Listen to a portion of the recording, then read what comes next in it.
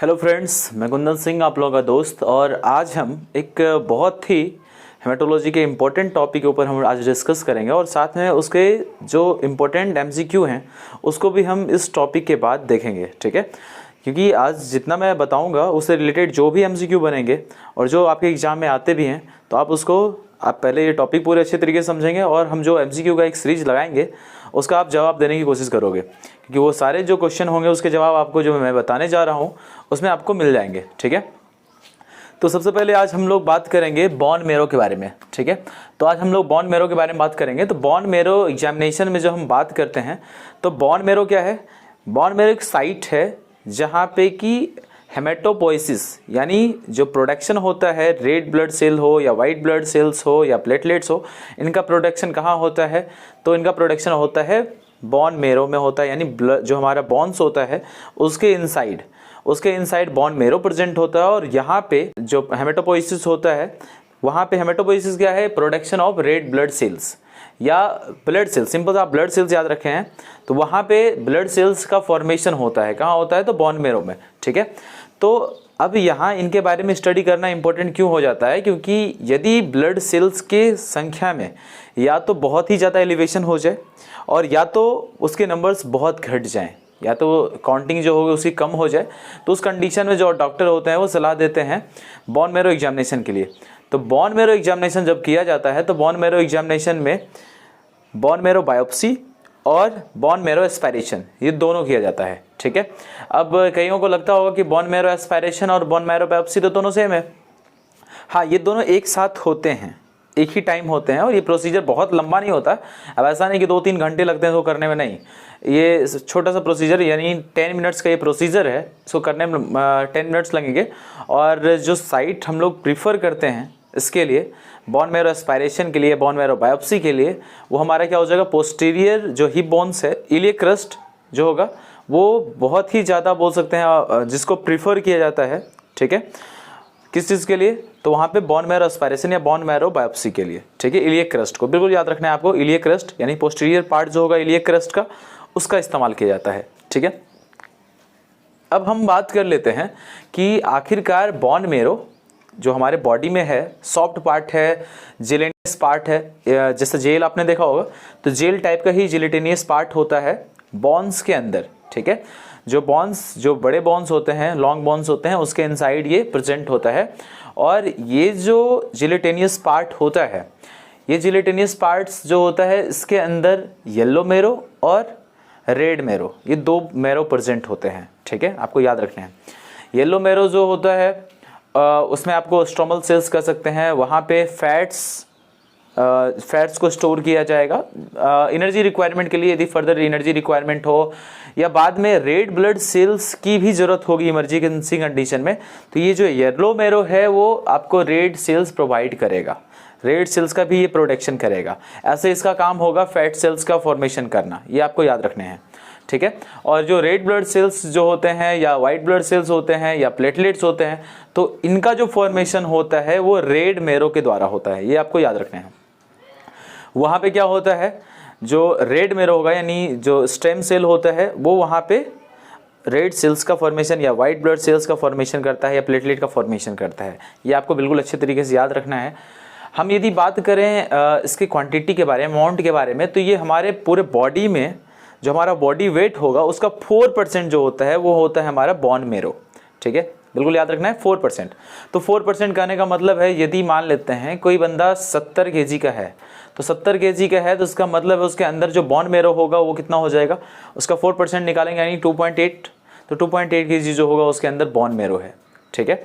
और ये bone marrow जो है बहुत सारे डिजीज़ में, बहुत सारे डिसऑर्डर्स में ये इंडिकेट करता है, इंडिकेशन का भी काम करेगा कि कोई बीमारी है, जैसे किसी को कैंसर्स हो गया है, तो वहाँ पे क्या होगा? सेल्स की संख्या यदि एलिवेट हो जाती है, बहुत ज़्यादा एलिवेशन होता है, तो बायोप्सी की सलाह दी जाती है।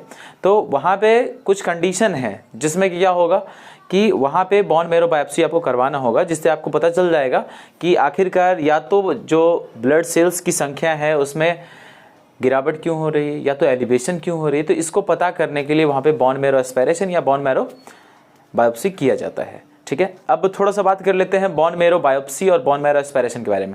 और उससे पहले एक बात और, जो हम सैंपल कलेक्ट करते हैं बोन मैरो एस्पायरेशन का या बायोप्सी के लिए, तो वो कितना लेते हैं, तो 1 to 5 ml रेंज में आपको याद रखना है। 1 to 5 ml ये जो सफिशियंट है, ठीक है, इससे ज़्यादा नहीं निकालते। तो यहाँ पे हम बात कर लेते हैं बोन मैरो एस्पायरेशन और बोन मैरो बायोप्सी के बारे में। तो देखिए, बोन मैरो एस्पायरेशन और बोन मैरो बायोप्सी जो है एक ही साथ होता है, लेकिन एस्पायरेशन जो होता है, बोन मैरो एस्पायरेशन में हम लोग टिश्यू फ्लूइड को लेते हैं, ठीक है, यानी बोन्स के इनसाइड जो टिश्यू फ्लूइड होगा बोन मैरो में, तो उस फ्लूइड को हम लोग इनटेक करेंगे, ठीक है। और यहाँ पे यदि हम बायोप्सी के बारे में बात करेंगे, तो जो बोन मैरो का सॉलिड पार्ट होगा उसको हम उस टिश्यू को लेंगे, सॉलिड टिश्यू को लेंगे, ठीक है। आपको बस इतने से याद रखना है, एक में हम फ्लूइड को टेक करते हैं और एक में हम लोग टिश्यू को टेक करते हैं, ठीक है, सॉलिड टिश्यू को टेक करते हैं, ठीक है, बायोप्सी वाले कंडीशन में। तो अब यहाँ पे क्या है कि कई बार ये भी क्वेश्चन आता है कि हम जो स्लाइड तैयार करेंगे उसको चेक करने के लिए, तो उसको हम लोग स्ट्रेन किसके द्वारा करेंगे। तो इसके लिए राइट स्ट्रेन आपको याद रखना है कि राइट स्ट्रेन का इस्तेमाल हम लोग राइट जिम्सा स्ट्रेन का इस्तेमाल करते हैं उसको स्ट्रेन करने के लिए, ठीक है। और भी कुछ कंडीशन है, जैसे कि हम पेनसाइटोपिनिया के बारे में बात कर लेते हैं। इस कंडीशन में क्या होता है, जो सेल्स होते हैं, आपको पता चल गया कि पेनसाइटोपिनिया में क्या होता है कि जो ब्लड सेल्स की नंबर्स होती हैं वो डिक्रीज हो जाएंगे, ठीक है। तो संख्या में यदि तीनों सेल्स की संख्या में गिरावट आ रहा है, तो आपको समझ जाना ये कंडीशन जो है पेनसाइटोपिनिया से रिलेटेड है, ठीक है। तो इसके लिए आपको बोन मैरो एग्जामिनेशन करना ही पड़ेगा। अब कुछ और भी कंडीशन मैं आपको ये भी बता देना चाहता हूँ कि जो हमारा बोन मैरो है वो लगातार जो डेली कितना बनाता है, यदि पूछा जाता है, कई बार पूछ लिया जाता है कि डेली जो होगा वो बोन मैरो कितने सेल्स का फॉर्मेशन करेगा, तो 500 बिलियन सेल्स का फॉर्मेशन करेगा डेली हमारा बोन मैरो। ये आपको अच्छे तरीके से याद रखने हैं, ठीक है। अब एक बात और हम देख लेते हैं थोड़ा सा कि ये जो हमारा कुछ कंडीशन है, जिस कंडीशन के बारे में एग्जाम में क्वेश्चन आते हैं, तो एक कंडीशन है हमारा हेरी सेल ल्यूकीमिया। तो हेरी सेल ल्यूकीमिया की कंडीशन में क्या होता है कि जो लिम्फोसाइट्स होते हैं उसकी संख्या जो होती है बहुत ज़्यादा बढ़ जाती है, ठीक है। यानी जो बोन मैरो होगा वो बहुत ज़्यादा यदि लिम्फोसाइट्स का फॉर्मेशन कर रहा है, तो इस कंडीशन में आपको समझ जाना है कि ये जो कंडीशन है वो हेरी सेल ल्यूकीमिया कंडीशन है, ठीक है। एक टाइप का कैंसर है, ठीक है। तो इसके लिए भी हम लोग बोन मैरो बायोप्सी करते हैं। अब ये भी क्वेश्चन अराइज हो या ना हो, ऐसे नॉलेज के लिए ज़रूरी है जानना कि जो हम लोग बोन मैरो एस्पायरेशन कर रहे होते हैं, तो उसके लिए जो चाहे बायोप्सी कर रहे होते हैं, तो उसके लिए जो होलो नीडल का इस्तेमाल कर रहे होते हैं, तो वो बिल्कुल जो कम गॉज का नीडल होता है जिसके की बोर ज़्यादा होंगे, यानी 8 to 11 जो गॉज का नीडल होगा, ये बहुत अप्रोप्रिएट माना जाता है, तो इसका इस्तेमाल कर। यदि हम बात कर लेते हैं कि ये कुछ कंडीशन, जिस कंडीशन में हमें बोन मैरो एस्पायरेशन या बोन मैरो बायोप्सी करने होते हैं, तो मैक्सिमम चांसेस में कैंसरस कंडीशन में ये काम किया जाता है, बोन मैरो एग्जामिनेशन किया जाता है। यदि डॉक्टर को लगता है कि कैंसर डिटेक्ट होना है, तो वहाँ पे बायोप्सी के लिए आपको सजेस्ट किया जाएगा, ठीक है। तो ये थोड़ा पेनफुल प्रोसीजर है, जबकि नंबिंग किया जाता है। नंबिंग करने के बाद भी जब वो बोन्स के इनसाइड से सैंपल्स कलेक्ट करना होता है, तो वहाँ पे थोड़ा सा, वहाँ पे क्या होगा, पेन ज़रूर होगा। ऐसा नहीं कि वहाँ पे नंबिंग करने के बाद कोई निश्चिंत आराम से निकाल लिया जाए, ऐसा नहीं होता, वहाँ पे पेन ज़रूर होता है, ठीक है। तो अब हम क्या करते हैं कि जो MCQ है उसको देख लेते हैं, आप कितने जवाब दे पाते हो, और जो बचा रह गया होगा टॉपिक तो इससे भी क्लियर हो जाएगा, ठीक है। तो चलिए हम MCQ देख लेते हैं। तो हमारा जो MCQ है वो इस प्रकार है। हमारा पहला MCQ चलिए देख लेते हैं। चलिए हमारा फर्स्ट क्वेश्चन है, what is the most common site for bone marrow aspiration in an adult. तो एडल्ट में जो कॉमन साइट कौन सा है जिससे कि बोन मैरो एस्पायरेशन किया जाता है। तो आपके ऑप्शन है sternum, second option is posterior iliac crest, third option is tibia, fourth option is ribs. लेकिन इसका राइट आंसर क्या हो जाएगा, option B posterior iliac crest. अब पोस्टीरियर इलियक क्रस्ट के बारे में मैंने बताया भी था आपको जब मैं बता रहा था। तो वहाँ पे साइट जो होता है कलेक्शन के लिए, जो साइट जो बेहतर और कॉमन साइट होता है उसके बारे में मैंने बताया था। ऐसे तो टिबिया, रिब्स, इनका भी इस्तेमाल किया जाता है। स्टर्नम में भी बोन मैरो होता है, ऐसा नहीं कि मैं बोल रहा हूँ कि बोन मैरो यहाँ नहीं होगा। लेकिन हाँ, अब यदि बोला जाए कि स्टर्नम का इस्तेमाल क्यों नहीं करते हैं, तो स्टर्नम का इस्तेमाल इसलिए नहीं करते हैं क्योंकि यहाँ पे हाई रिस्क होता है कि जो अंडरलाइनिंग जो हमारे हर्ट हैं स्टर्नम के पीछे, तो वो डैमेज ना हो जाए। तो उसके लिए यहाँ पे रिस्क नहीं लिया जाता, ठीक है। उस कारण से हम लोग स्टर्नम का इस्तेमाल नहीं करते। वहाँ पे बहुत सारे ग्रेट विजल्स भी प्रेजेंट होते हैं, तो उनको प्रोटेक्ट करने के लिए हम लोग सिर्फ कहाँ से करेंगे, तो इलियक क्रस्ट का इस्तेमाल कर सकते हैं, ठीक है। आपको याद रखना है कि इलियक क्रस्ट का इस्तेमाल कर सकते हैं, टिबिया का इस्तेमाल कर सकते हैं। मेनली जो कॉमन साइड पूछा गया तो पोस्टीरियर इलियक क्रस्ट का राइट आंसर हो जाएगा, ठीक है। चलिए अब नेक्स्ट क्वेश्चन देख लेते हैं। हमारा सेकंड क्वेश्चन है, in which condition bone marrow become hypocellular. आपको पूछा जा रहा है वो कौन सा कंडीशन है जिसमें जो हमारा बोन मैरो होगा वो हाइपोसेलुलर हो जाएगा। यानी इसका कहने का मतलब ये है कि जो प्रोडक्शन है सेल्स का वो बिल्कुल ही स्टॉप हो जाएगा, ठीक है। स्टॉप मतलब सेल्स की कमी हो जाएगी। तो यहाँ पे इस वैसे कंडीशन को हमें देखना है जिसमें कि जो हमारा बोन मैरो होगा वो प्रोडक्शन करना ही बंद कर देगा, जिसकी वजह से वो हाइपोसेलुलर हो जाएगा। तो वो कंडीशन कौन सा हो जाएगा, सारे ऑप्शन में मैं नहीं जाऊँगा क्योंकि इसके बारे में आपको पता ही होगा। एप्लास्टिक एनीमिया इसका राइट आंसर हो जाएगा, क्योंकि एप्लास्टिक एनीमिया में क्या होता है कि जो हमारा बोन मैरो होता है वो प्रोड्यूस ही नहीं कर पाता, ठीक है। वो बोन मैरो जो होगा स्टॉप कर देता है वो प्रोड्यूस करना, बॉडी स्टॉप कर देता है एनफ न्यू ब्लड सेल्स को प्रोड्यूस करना, ठीक है। तो ये कंडीशन आपका जो है प्लास्टिक एनीमिया आ जाएगा, ठीक है।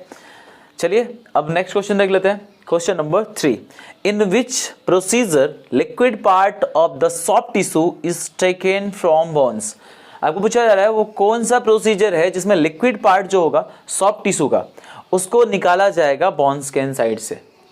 तो वो आपको पता ही है, लिक्विड पार्ट मैंने बताया था, लिक्विड पार्ट किसमें निकालते हैं, तो बोन मैरो एस्पायरेशन। तो इसका राइट आंसर क्या हो जाएगा, बोन मैरो एस्पायरेशन, ठीक है। चलिए क्वेश्चन नंबर 4 देख लेते हैं। In which procedure solid part of the bone marrow is taken from bones. अब पूछा जा रहा है बिल्कुल थोड़ा हटके क्वेश्चन कि आपको इसका जरूर जवाब तो आपको बिल्कुल पता चल ही चुका होगा, क्योंकि यहाँ पे सॉलिड पार्ट को पूछा गया है कि सॉलिड पार्ट को हम लोग को निकालना है, टेकन करना है। तो उसके लिए हम लोग जो है वो क्या करेंगे, एस्पायरेशन के लिए तो हम लोग लिक्विड पार्ट के लिए करते हैं, ये पता चल ही चुका है। तो इसका राइट आंसर हो जाएगा बोन मैरो बायोप्सी, ठीक है, क्लियर है। चलिए अब नेक्स्ट क्वेश्चन देख लेते हैं। चलिए अब क्वेश्चन नंबर 5 देख लेते हैं। तो bone marrow biopsy is absolutely indicated in.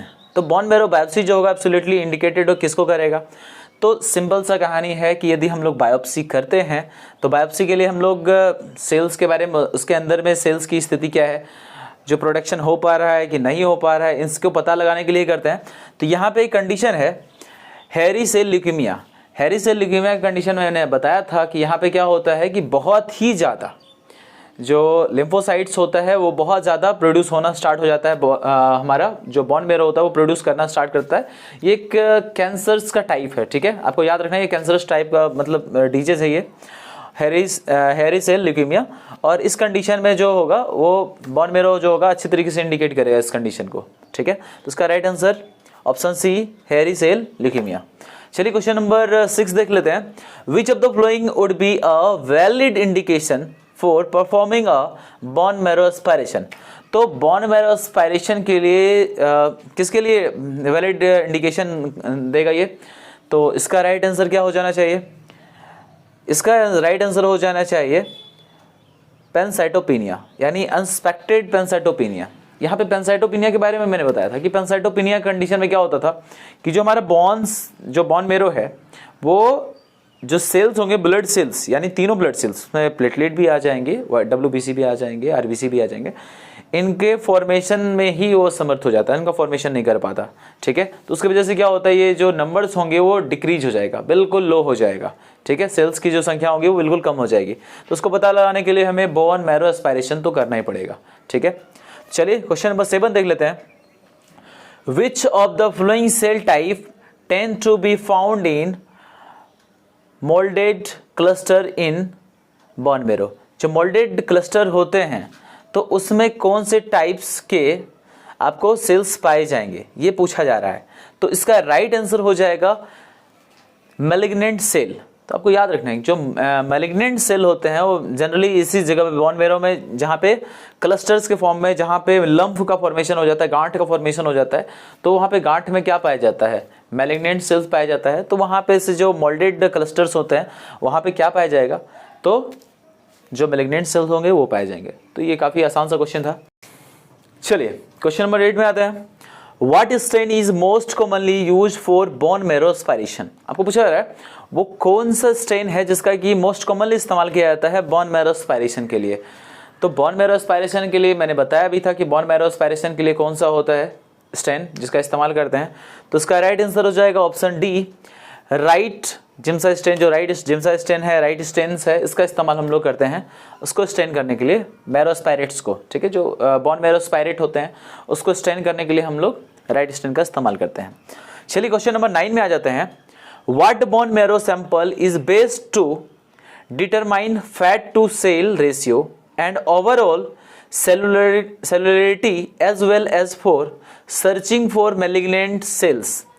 आपको पूछा जा रहा है वो कौन सा बोन मैरो सैंपल होगा जिसका कि इस्तेमाल किया जाता है डिटरमाइन करने के लिए फैट सेल रेशियो को डिटरमाइन करने के लिए, fat to cell ratio, overall cellularity को और साथ में ही मैलिग्नेंट सेल्स को भी डिटरमाइन करने के लिए किसका इस्तेमाल करेंगे। तो वो बोन मैरो सैंपल्स कौन सा होगा, तो कोर बायोप्सी। कोर बायोप्सी के थ्रू जो हम लोग सैंपल्स कलेक्ट करते हैं उसके लिए हम लोग मैलिग्नेंट सेल्स जो होते हैं उसका पता लगाने के लिए हम लोग कोर बायोप्सी करते हैं। ठीक है, ये आपको याद रखने हैं। चलिए आज का आखिरी क्वेश्चन इसको भी देख लेते हैं। चलिए तो आज का जो हमारा आखिरी क्वेश्चन है उसको देख लेते हैं। Question number 10, the site of active red marrow differ for adult and young children which one site is active in children but not in adult. आपको पूछा जा रहा है वो एक्टिव रेड सेल जो रेड मैरो होगा वो एडल्ट, ये जो हमारा एडल्ट में जो होता है वो साइट एक्टिव नहीं होता है और जो यंग चिल्ड्रन होते हैं वो साइट एक्टिव होता है। तो इसके बारे में पूछा जा रहा है कि जिससे कि हम लोग बोन मैरो कलेक्ट कर सकते हैं, बोन मैरो एस्पायरेट्स को, तो वो साइट्स के बारे में पूछा जा रहा है। तो यहाँ पे आपके जो ऑप्शन है वो आपके दिए हुए हैं। सबसे पहला हमारा जो proximal ends of long bones, second option is skull, third option जो हमारा दिया हुआ है end of long bones and the last option is pelvis. तो इसका राइट आंसर हो जाएगा option C, distal end of long bones. अब देखिए डिस्टल एंड का इस्तेमाल इसलिए करते हैं क्योंकि ये जो होता है ये away from the centre, centre से अवे फ्रॉम द सेंटर जो पार्ट है बोन्स का वो थोड़ा सॉफ्ट पार्ट होता है, वहाँ से उसको इजीली हम लोग वहाँ से एस्पायरेट्स को ले सकते हैं, बोन मैरो एस्पायरेट्स को। और जो मिडल पोर्शन जो होता है बोन्स का, लॉन्ग बोन्स का, वो जो पोर्शन होता है वो काफ़ी हार्ड पोर्शन होता है, काफ़ी हार्डेस्ट पार्ट होता है। तो उस जगह से हम लोग जो बोन मैरो एस्पायरेट्स होते हैं वहाँ पे करेक्ट हम उसको नहीं कर सकते हैं। तो उस कारण से जो डिस्टिल पोर्शन होगा, डिस्टिल पार्ट्स होगा लॉन्ग बोन्स का, उसको प्रीफर किया जाता है बोन मैरो एस्पायरेट्स को कलेक्ट करने के लिए। ठीक है, तो आज के लिए बस इतना ही रहने देते हैं। नेक्स्ट वीडियो में टॉपिक के साथ और भी MCQ जो आपके एग्जाम के लिए काफ़ी बेनिफिशियल हो उसको लेके आऊँगा। तो तब तक के लिए बाय बाय, टेक केयर, मिलते हैं नेक्स्ट वीडियो में।